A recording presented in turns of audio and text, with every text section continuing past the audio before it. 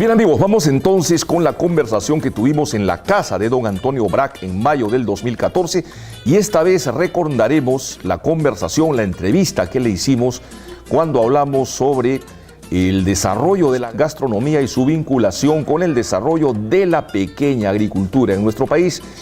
Y también vamos a hablar sobre el tremendo potencial que tiene nuestro país en la caficultura.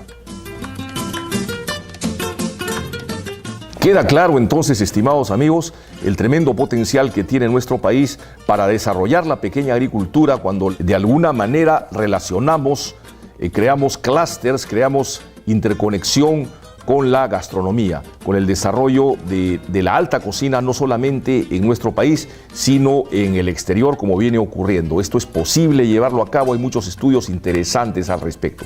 Es interesante también concluir lo expresado en relación a las posibilidades que tenemos con el café.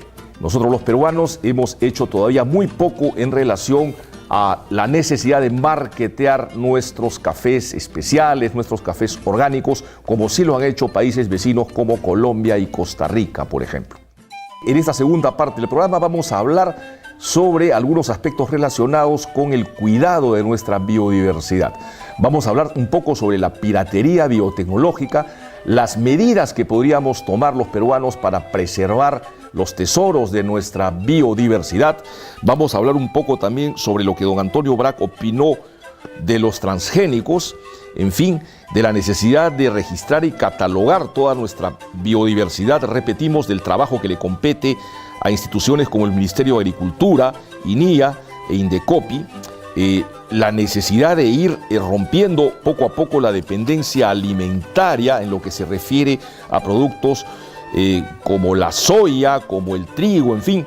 De todo eso vamos a conversar en esta segunda parte del programa con don Antonio Brac.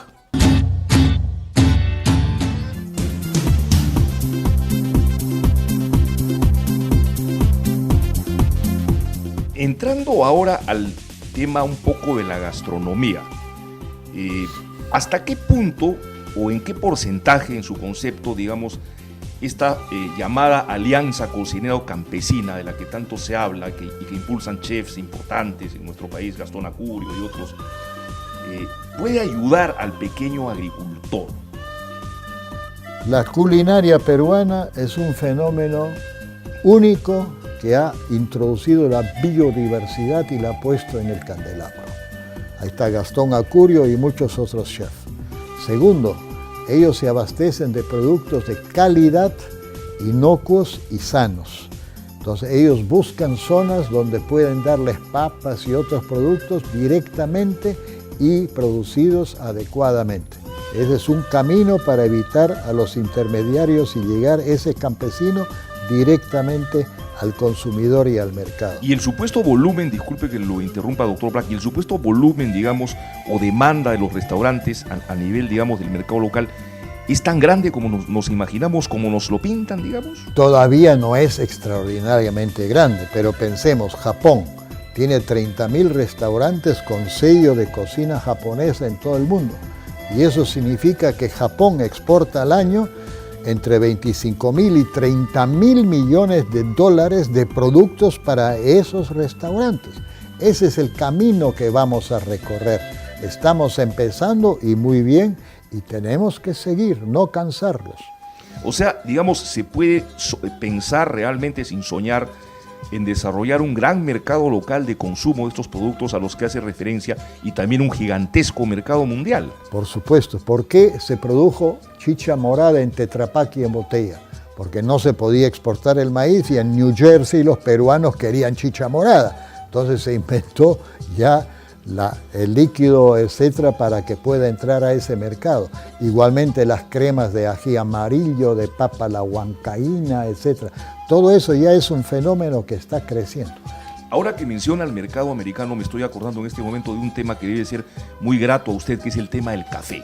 Y me estoy acordando de un gran emprendimiento colombiano, que es la famosa marca colectiva Juan Valdés, que es, digamos, una de las pocas marcas de alimentos latinoamericanas, digamos, con presencia en la publicidad en los Estados Unidos, es decir, en las grandes cadenas. En Estados Unidos, en Europa y otros países, ellos han hecho un gran esfuerzo de crear una marca y una identidad de su producto.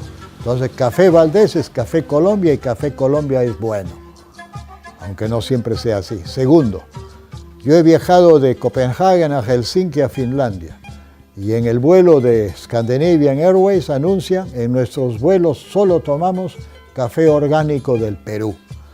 Allí arriba, casi en el Ártico, a mí me emocionó enormemente cómo llegó ese producto para esa empresa. Alguien está detrás y ha hecho un esfuerzo. Entonces nosotros creamos muchas marquitas locales, cada uno quiere tener su marca, le ponemos unos nombres o en quechua, en otros que nadie entiende, en el mundo no va a ir. Pero Café Tunki, por ejemplo, de Sandia, ya está en cafeterías en Estados Unidos y en Edmonton, en Canadá. Quiere decir que ya estamos entrando a ese sistema, ya estamos aprendiendo. ¿Qué otros pasos cree usted que tendrían que darse para que esto crezca más, digamos, y podamos, no solamente con el café peruano, que tenemos entendido que a nivel orgánico somos el primer exportador en el mundo, pueda seguir el ejemplo de Juan Valdés, digamos, en cuanto a estrategias de marketing? Primero, asociarse productores organizados con el Ministerio de Comercio Exterior, Agricultura, etc., para que el Estado también ponga un esfuerzo. Ya tenemos el logo de Perú en todo el mundo, ya reconocido, y nos envidian algunos países que hemos logrado esto. Tenemos que trabajar juntos para lograr ese reconocimiento y comenzar a propagarlo en todo el mundo para los consumidores, porque esa marca tiene que ser conocida, y para que ser conocida tiene que estar en CNN, tiene que estar en canales de televisión internacional, en National Geographic, etc. Entonces ahí tenemos que invertir y no falta plata, hay dinero, porque PromPerú tiene dinero del boletaje internacional al Perú para promocionar el Perú y lo está haciendo muy bien en algunos aspectos.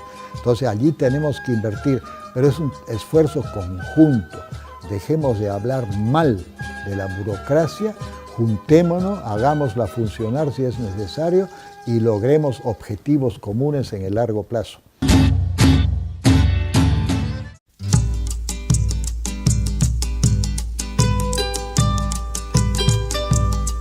Doctor Brack, ¿hasta qué punto los pequeños agricultores son realmente los guardianes de la biodiversidad? ¿Es eso real o simplemente es una frase? Primero, los pequeños agricultores, la agricultura familiar, produce el 65% de los alimentos que consumimos en el país, alimentos nativos. Segundo, ellos trabajan la agrobiodiversidad. ¿Dónde está la diversidad de papas? En la agricultura tradicional andina. Entonces, modernizar esa agricultura no significa eliminar variedades, sino ver cómo con esas podemos llegar mejor a los mercados. El otro punto es, ellos son los guardianes de la biodiversidad y toda la culinaria peruana, fusión moderna, pensemos lo que pensemos, justo deriva de esos conocimientos tradicionales, de esa biodiversidad, de esos platillos que estaban por ahí olvidados y hoy día están en los mejores restaurantes. Entonces allí está el tema. Tenemos que reconocer, por ejemplo, que 45.000 agricultores pequeños peruanos tienen certificación orgánica internacional y están llegando a mercados competitivos como es Japón, como es Noruega, como es Alemania, como es Suiza, como es Holanda, Canadá, Estados Unidos. Entonces, a esos agricultores hay que apoyarlos. Los grandes empresarios agroindustriales ya caminan por sí solos. Tenemos que dar apoyo a esos agricultores tradicionales y eso implica organización y apoyo por valles, etc. Y ese Ministerio de Agricultura tiene que ser un ministerio vivo, presente en las zonas, etc., con gente capacitada que vea toda la cadena productiva para promocionarla. ¿Es justificado el temor que semillas de productos autóctonos, como por ejemplo la papa y los cereales andinos, puedan, digamos, ser llevadas a otros países y ser patentadas como propias? ¿Tiene algún sentido, tiene algún asidero esa preocupación? Que se llevaron los materiales genéticos sucedió ya hace mucho tiempo.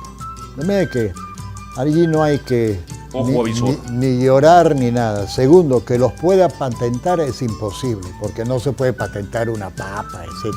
Se puede patentar una innovación, un invento, una transformación genética. ¿Y de dónde saca sus recursos genéticos para hacer los transgénicos Monsanto, Syngenta, etc.?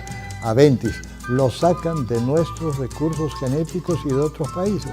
De manera que tenemos que ser mucho más avisores y lograr cómo nosotros podemos registrar y catalogar esos recursos para que otros no se los puedan apropiar así nomás.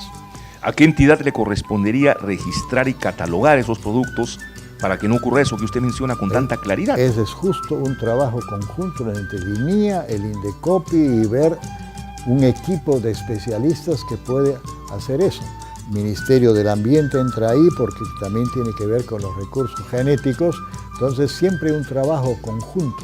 Pero por desgracia el Perú funciona mucho como casilleros aislados. Cada ministerio es un casillero aislado, cada entidad trabaja por su cuenta y es muy difícil hacer un flujo de coordinación para lograr objetivos nacionales.